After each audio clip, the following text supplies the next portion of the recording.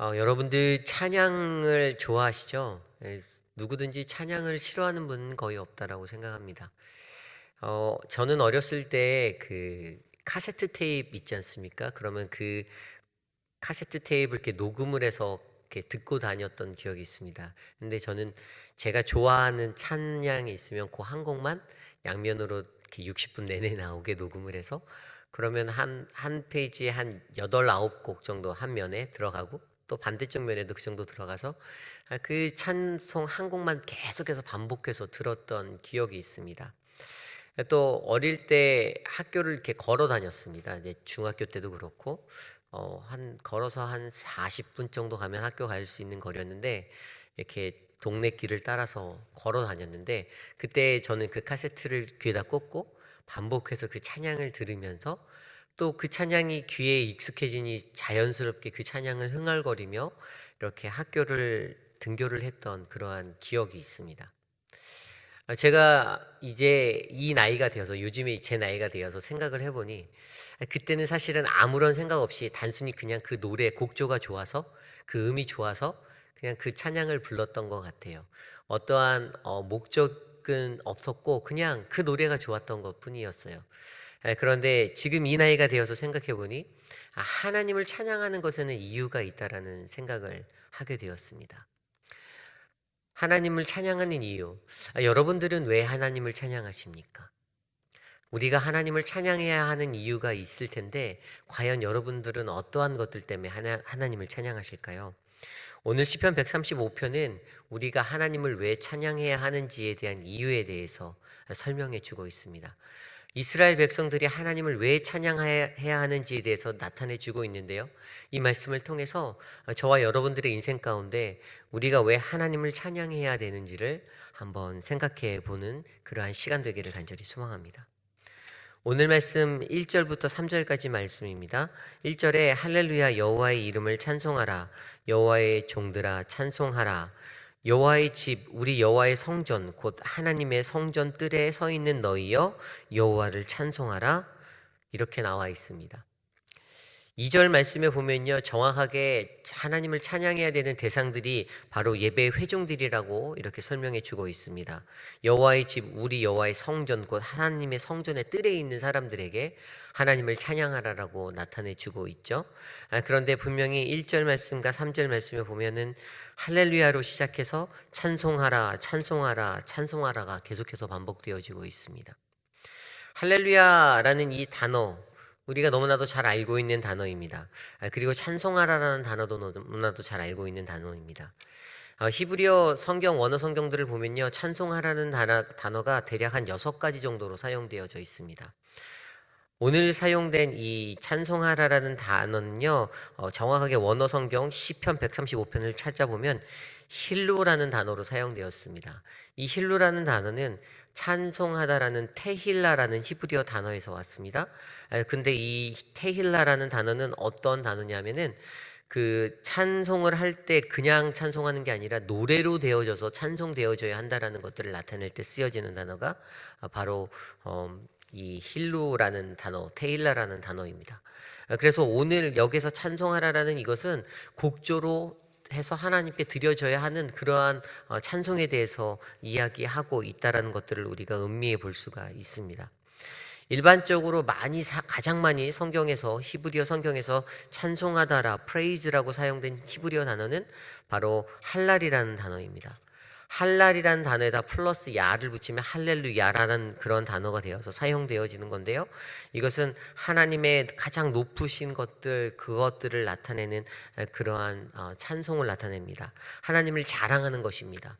내 안에 계신 그 하나님을 자랑하며 그렇게 높이고 그렇게 나아가는 그러한 찬양이 바로 할렐루야라는 단어입니다. 어쨌든 오늘 이곳에서 사용되어진 할렐루야라는 단어 또 찬송하다 히브리어 할랄이라는 단어에서 왔고 이것이 사용되어져서 오늘 이 말씀 속에서 하나님을 찬송해야 하는 것, 그것에 대해서 이야기하고 있다는 것입니다. 그 외에도 야다라는 단어가 있습니다. 뭐 하나님을 알다라고 하는 야다 단어 외에 그 야다가 또 하나님을 경배하는 그러한 찬송의 의미로도 쓰였고요. 바락이라는 축복이라는 단어도 하나님을 송축하라, 이런 단어로 성경에 곳곳에서 쓰여져 있습니다. 그 외에도 자르라는 단어와 샤바흐라는 단어가 또 찬송하다라는 단어로 사용되어지고 있습니다. 여기서 중요한 것은 성경 곳곳에서는 하나님을 찬송하는 이야기가 계속해서 나온다는 것입니다. 그 어떠한 단어가 사용되어졌든 하나님을 찬송하겠다라는 그 모든 것들이 하나님께 집중되어져 있습니다. 그리고 그 대상은 오직 한 분 하나님이시다라는 것을 우리가 알 수 있습니다. 그렇다면 오늘 이스라엘의 하나님의 성전의 뜰에 나와 예배하는 이스라엘 백성들에게 찬양하라라고 말씀하시는 그 말씀, 과연 왜 그들이 찬양을 해야 할까요?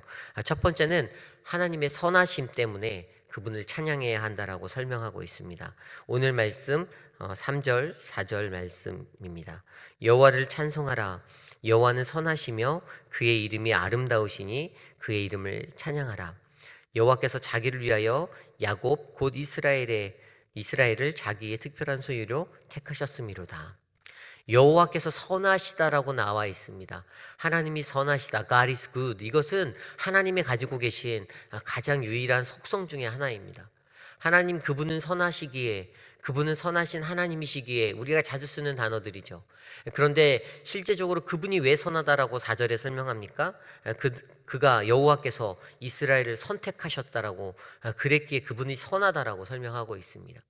이게 무슨 말씀입니까? 죄 많은 우리들, 죄 많은 이스라엘, 죄 가운데 거한 그들을 하나님이 친히 자신의 백성 삼아 주셨다라는 것입니다. 내가 허물이 있고 내가 나쁜 죄의 모습으로 채워졌던 인생이었다 할지라도, 좌절의 인생이었다 할지라도 하나님 그분이 붙잡아 주신다라는 것입니다. 하나님 그분께서 나를 선택하여 주셨다라는 것입니다. 그러기에 그 선하신 하나님의 그 속성으로 인하여 우리는 당연히 하나님을 찬송해야 한다라는 것이 바로 오늘 이 말씀의 이야기입니다. 그렇다면 선하신 하나님을 찬양하는 것, 이것은 오늘 이 시대를 살아가는 저와 여러분의 삶 속에서도 당연히 연결되어져야 하는 찬양의 이유입니다. 우리의 삶 가운데 우리가 넘어지고 우리가 좌절하고 우리가 죄 가운데 거하였던 인생이었기에, 우리가 정말 어느 한 사람 털어서 먼지 하나 안 날 수 없는 그런 인생이기에, 그런 우리를 하나님의 선하신 그 하나님의 성품으로 품어주시고 선택하여 주시는 하나님이 계시기에 우리는 그분을 찬양해야 한다는 사실입니다. 두 번째로 하나님을 찬양해야 하는 이유는 그분이 바로 창조주 되시기 때문입니다. 6절에서 7절 말씀입니다. 여호와께서 그가 기뻐하시는 모든 일을 천지와 바다와 모든 깊은 데서 다 행하셨도다. 안개를 땅끝에서 일으키시며 비를 위하여 번개를 만드시며 바람을 그 곳간에서 내시는도다. 여호와께서 행하시는 그 모든 기쁜 일들이 모든 천지와 모든 천지 가운데 있다라고 설명하고 있습니다. 안개와 비와 번개와 바람 같은 그 모든 것들도 하나님께서 일으키시고 하나님께서 만드시는 것들이라 설명하십니다. 인간의 어떠한 그것으로도 우리가 설명할 수 없는 것이 바로 나를 만드신 하나님 아닙니까? 나를 만드신 분이 하나님이시고 우리를 만드신 온 천지 만물을 창조하신 것이 하나님의 창조라는 사실을 우리는 너무나도 잘 알고 있지 않습니까? 세상은 세상적인 지식으로 진화론을 이야기하며 과학과 문명에 대해 설명하려 합니다. 하지만 그것들이 아닌 하나님이 모든 것을 창조하셨다는 것들이 바로 모든 주를 믿는 자들, 모든 피조물들에게 가장 기초적으로 전제되어져야 하는 것이기에 우리는 피조물로서 하나님을 창조하신 창조주로 노래하고 찬양해야 한다는 사실입니다. 하나님이 나를 만드셨다. 하나님이 세상을 지으셨다. 하나님이 나를 이끄셨다. 우리가 그래서 나를 지으신 그 하나님을 노래하는 그러한 한 사람이 되기를 간절히 소망합니다. 이스라엘 백성에게도 동일하게 자신을 창조하신 그 하나님을 노래하는 그러한 이유가 있었던 것입니다. 오늘 마지막으로 세 번째로 우리가 찬양해야 하는 이유는 바로 모든 역사의 주관자, 바로 구속자 되신 하나님이 계시기 때문입니다. 8절 말씀 이후에 나와 있는 이야기에는요, 이스라엘 백성의 여정을 그렸습니다. 그들이 애굽 땅에서 어떻게 종살이 하다가 어떻게 구원받았는지, 어떻게 하나님이 그들을 건져내 주셨는지, 바로에게 보내셔서 하나님이 어떠한 징표를 보이시고, 또 그 이스라엘이 출애굽하여 가나안 땅에 나와 가나안 족속들과 싸우며 전쟁하며 어떻게 그들이 하나님이 주신 자리, 그 땅을 차지하게 되었는지를 설명해 주고 있습니다. 그리고 13절에 그들의 후손들에게 자손 대대로 이것들을 기념하며 영원하신 하나님 그 여호와를 기념하며 찬양하라라고 설명하고 있습니다. 하나님께서 우리의 인생의 주관자가 되십니다. 저와 여러분들의 인생의 주관자 되십니다. 나의 인생이 나의 계획과 나의 뜻대로 이루어지면 얼마나 좋을까요? 그런데 우리들의 인생이 그렇지 못합니다. 왜냐하면 그 안에서 역사하고 계시는 분은 하나님이시기 때문입니다. 하나님이 우리에게 말씀하시는 것들이 있습니다. 우리가 곁길로 가고 우리가 샛길로 빠지고 우리가 하나님으로부터 멀어질 때마다 하나님이 계속해서 우리의 인생 가운데 우리에게 말씀해 주시고 다시 돌아오라고 다시 우리를 붙잡아 주시는 그러한 자리들이 있습니다. 왜냐하면 하나님이 내 인생에 우리의 인생의 주관자 되시기 때문이다라는 사실이죠. 그리고 우리의 인생은 그 어떠한 것으로도 구원받을 수 없습니다. 오직 한 가지, 오직 하나님, 그의 아들 예수 그리스도를 믿는 그 믿음 안에서 구원을 얻을 수 있다라는, 바로 우리 인생의 구속자가 바로 하나님이시다라는 사실들을 우리가 알기에 우리가 찬송해야 한다라는 사실입니다. 오늘 말씀을 통해서 이스라엘이 찬양해야 하는 이유를 시편 135편 저자는 전달하고 선언하였습니다. 그리고 오늘 이 시대를 살아가는 이것들이 바로 우리들의 찬양의 이유가 되어야 합니다. 그냥 가사가 좋아서, 그냥 음이 좋아서 그렇게 찬양하는 것이 아닙니다. 오늘 앞서 불렀던 찬양처럼 내 영혼의 그윽한 곳에서 흘러나오는 그러한 찬양들이 바로 우리에게 주님이 주시는 참된 평화를 얻을 수 있게 해주시는 것처럼, 바로 우리들의 인생 속에서도 하나님을 찬양해야 하는 이유는 그분의 선하심, 그리고 그분이 창조주 되시기에, 그리고 그분이 우리의 구속자 되심을 알기에 우리가 선언해야 하는 찬송이 되어야 한다는 사실입니다. 제가 우리 오렌지 가나안 장로교회에 왔을 때 고 정병훈 집사님을 신방했던 적이 있습니다. 목사님이 한국에 이제 다녀오시는 그때에 고 정병훈 집사님을 몇 번씩이나 이렇게 만났던 적이 있습니다. 예배를 드리고 했던 그 시간에 제 머릿속에, 마음속에 가장 기억에 남는 것은 우리 고 정병훈 집사님이 그 연약하신 몸으로 찬송을 계속하셨다라는 것들이 정말 머릿속에 많이 기억에 남습니다. 신방하는 그 순간순간마다 병상에 누우셔서 정말 온 힘을 다해서 하나님을 찬양하는 그 모습들이 아직도 제 눈에는 생생합니다. 그의 인생 가운데, 그분의 인생 가운데 하나님이 어떠한 분이셨을까요? 아마 하나님이 그분의 구원자 되시고 가장 선한 분이시고 창조주 되심을 그분이 알고 확신하고 나아가셨기에 그분이 그 침상에서 누워있는 그 시간 속에서 끊이지 않는 찬양을 하나님께 드리지 않았나라는 생각을 오늘 말씀을 준비하면서 떠올리게 되었습니다. 저는 오늘 이 시대를 살아가는 저와 여러분들이 그러한 찬송을 하나님께 드리며 살아가는 인생이 되기를 소망합니다.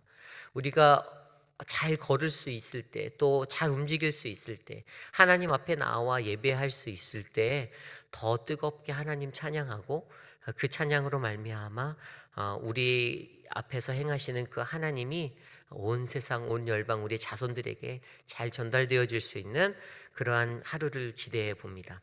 이 시간 오늘 우리에게 주신 하나님의 말씀을 놓고 함께 기도하기 원합니다. 하나님이 언약 백성 삼아주신 우리들을 긍휼히 여겨주시고, 하나님 우리를 통하여서 하나님의 거룩하심과 위대하심을 온 세상 가운데 나타내 주시옵소서. 이 시간 함께 기도하고 제가 기도하고 각자 기도하기 원합니다. 사랑해 주님 감사합니다.